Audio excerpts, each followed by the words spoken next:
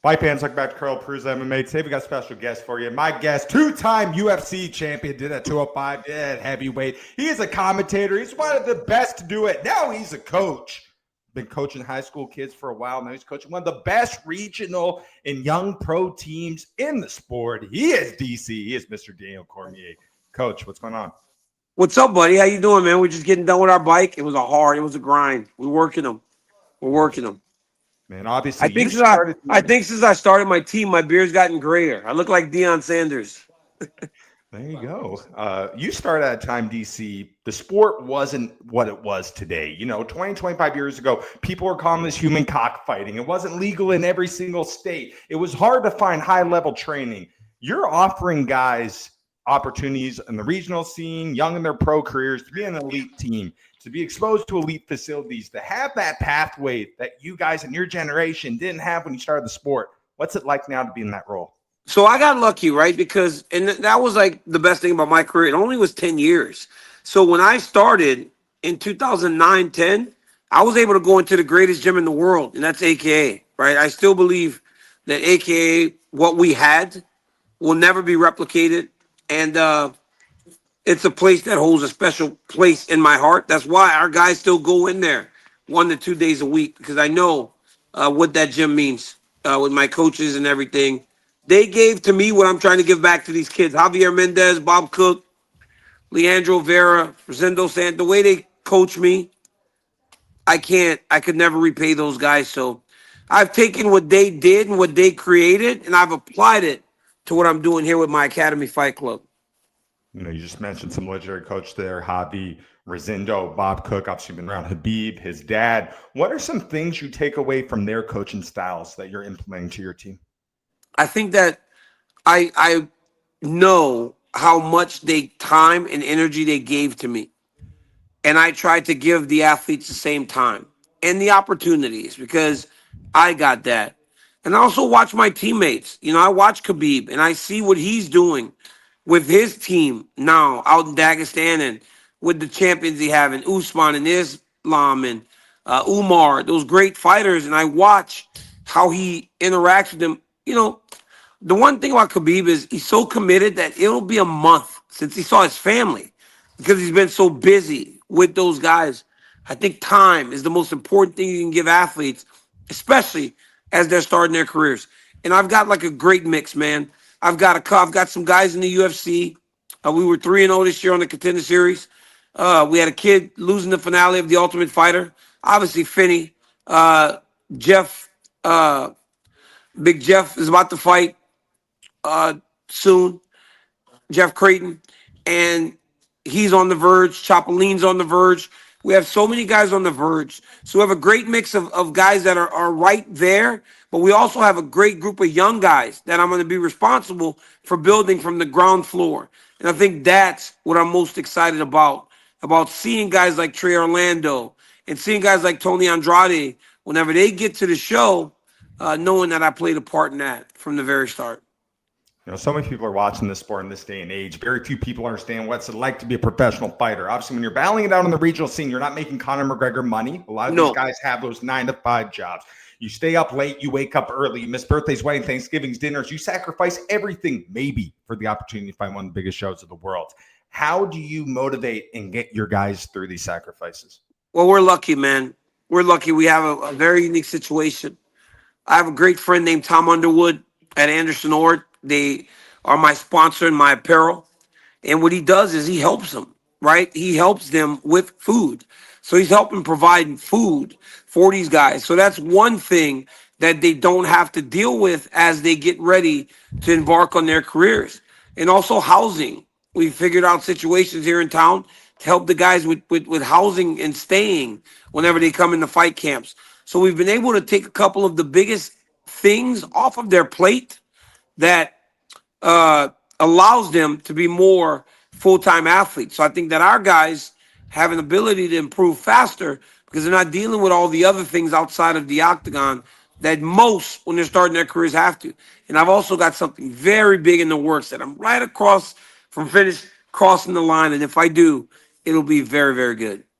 Absolutely. You mentioned some of the big names on your team. I mean, it's like the Avengers of a young MMA talent here. Jacoby Smith, you have Torres Finney, Thomas Yes. Gant, Chapolin, you got Rodriguez, Jeff Creighton, all these great names.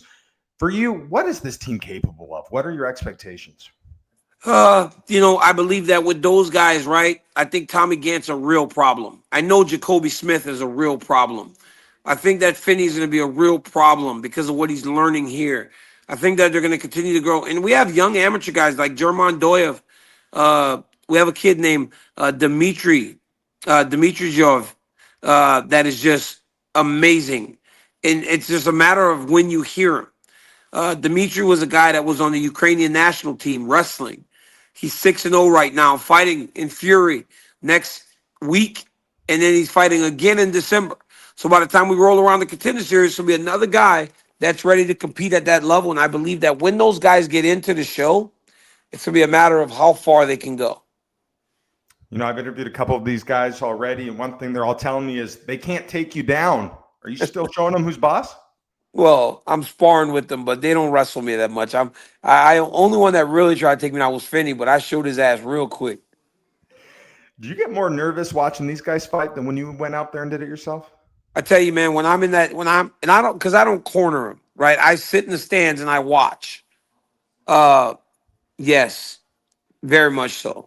Here's the deal: when you fight, I'm in control of the outcome, and honestly, I could deal with whether I won or if I lost because I know that I was responsible for the outcome.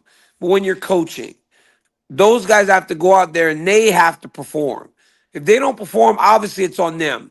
But it's a part of you that feels like you failed as a coach when they don't accomplish everything you expected them to accomplish. So yeah, there is a part of you that kind of feels more nervous, but I wouldn't change it, man, because the joy that they feel after they win, to watch, I dealt with some stuff on the contender series. I watched the heartbreak Chapolin dealt with, man. He was heartbroken, man. And I thought he fought the best fight of his career that night. He fought a very tough kid, and I thought he fought a wonderful fight. It didn't happen. Um, then we had Tommy and Imanol, and the joy that they felt was amazing, right? So it was beautiful to see. But I've dealt with the good and the bad of the fights, and it sucks because you take on a bit of that emotion.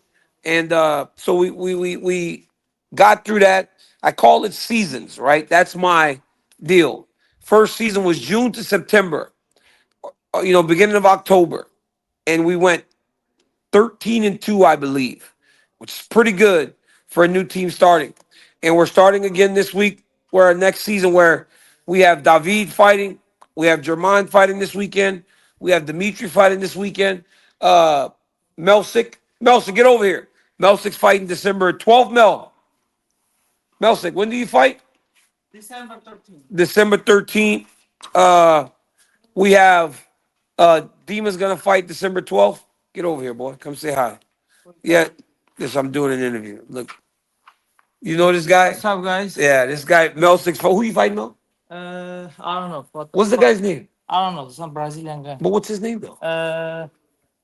Jonathan. John Anderson. Joe Anderson Brito. Burrito. Yeah, he's fighting in Vegas. Joe Anderson Brito. So yeah, man, we're getting ready to gear up, and hopefully we run through this next season of fights and get the job done.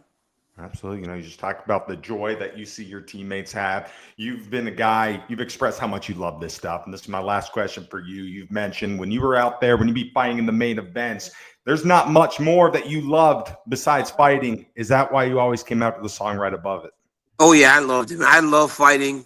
Right above it was very good to me because Lil Wayne's from Louisiana, like I am. I was able to talk to him about the song. He appreciated me walking out to the song and representing that. And then just thinking about the words to that song, right? That's like, it fit fighting. And it was just perfect. It just worked. And I believe that everything is working, right? This team is working.